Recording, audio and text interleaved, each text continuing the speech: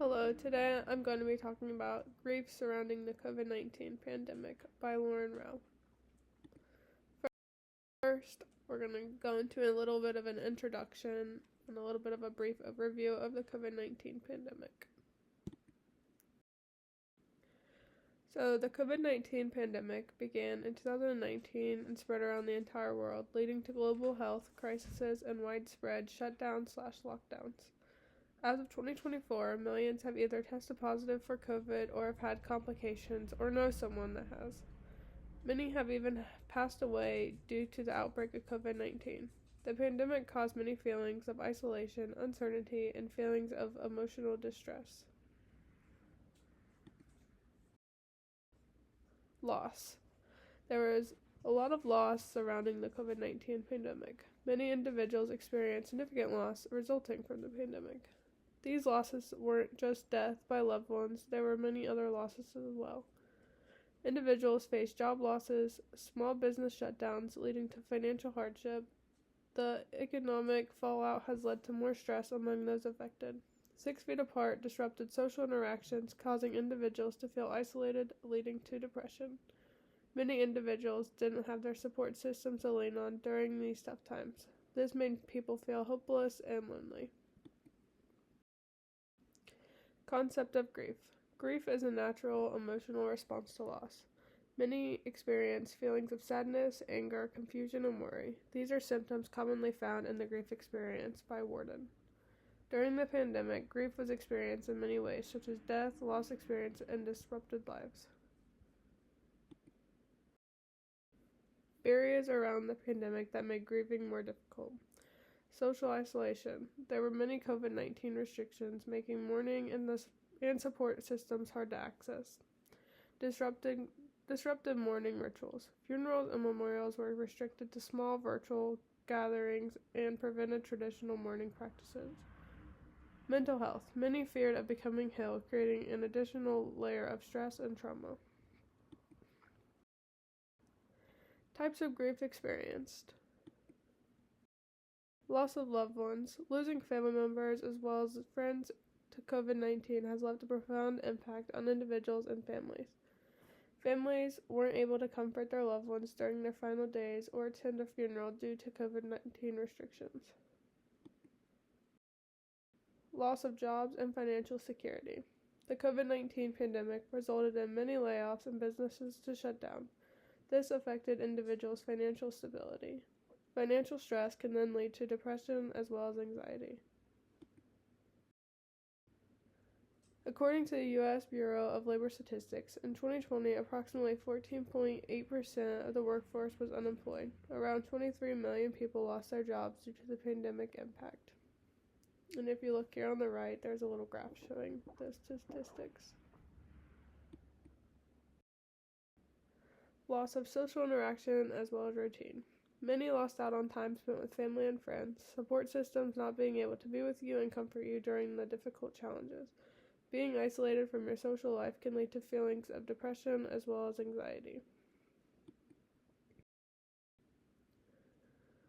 According to the Centers for Disease Control and Prevention in 2020, from August 2020 to February 2021, adults with symptoms of anxiety or depression increased from 36.4% to 41.5%. And on the left here, it shows those statistics. Grief in different populations. Families. Many families experienced loss without having traditional mourning practices. There were virtual funerals and limited family gatherings. Isolation from family members can increase feelings of hopelessness. Children and adolescents. Children experience several disruptions to their education as well as their social lives.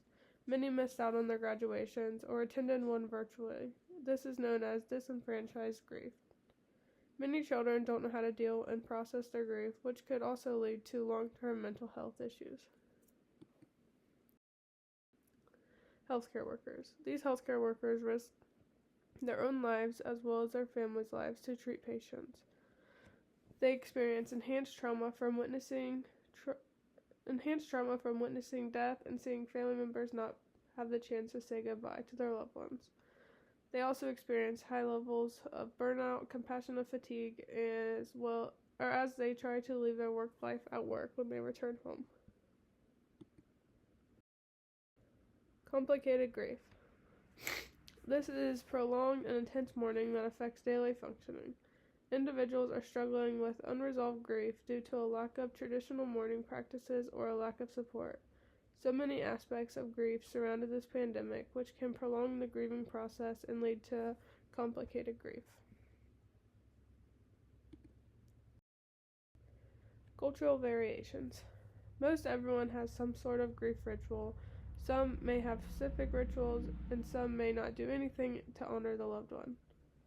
Many individuals held virtual memorials or other forms of honoring the loved one. Community support.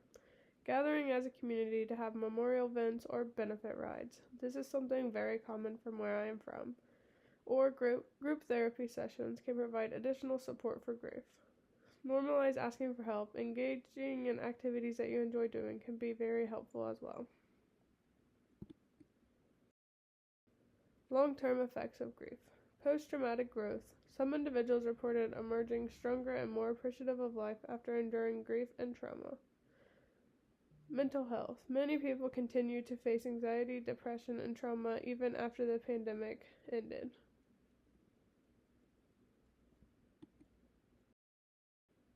Coping with grief during the pandemic. Virtual support groups. Virtual group sessions helped individuals stay connected to one another while they were isolated. Meditation. Mindfulness, meditation, and breathing help to reduce stress. Mental health professionals. Many provided virtual therapy, ensuring that counseling remained accessible. So now I'm going to talk about a little bit of background of what I have experienced with grief surrounding the COVID-19 pandemic. So my grandpa, he got sick in 2021, and he was taken to the hospital nearby our house, so local, and they ended up transporting him to Jewish Hospital in Cincinnati, and that is where we were not allowed to see him at all. I remember we went to visit him at the local hospital before they took him, and that was the last time we got to see him. And fast forward to, his final days, my grandmother received a phone call the morning of his passing, and the doctor, assistant, or whoever, they stated how he had improved and things were looking good and, stuff like that. Well, a couple hours later, we got a phone call that we needed to get there as soon as possible, and only my grandmother and my grandma and grandpa's children were allowed in the room to say their goodbyes. So we hopped in the car, and I rode with them because I was really close to my grandpa, and I really wanted the chance to say goodbye because I think that gives you the type of closure you are needing when losing someone during COVID, and well, really any type of loss, you need that kind of closure. But so we went there, and the security guard, I remember very vividly, he told me, you are not allowed going into that hospital room. You have to stay down here. Only, the people that were told can go up. And I remember looking that security guard in the eyes, and I told him, hey, I really need this closure. I'm not, I will have so many questions as to, maybe I should have tried, So I remember he let me go up, and we were able to be with my grandpa during his, last couple of breaths, but they made us gown up and put these shoes on. We had masks, and then we had face shields, and it was sad because the rest of my siblings and my cousins, they didn't have the chance that I had, and I'm so thankful that I went with him. But my grandma struggled many months, and she still struggles to this day from not having those last couple of days to comfort him and be with him. And my mom, she lives in guilt, feeling so bad that she wasn't able to be there for my grandpa and comfort him, and she just wonders if he was scared. And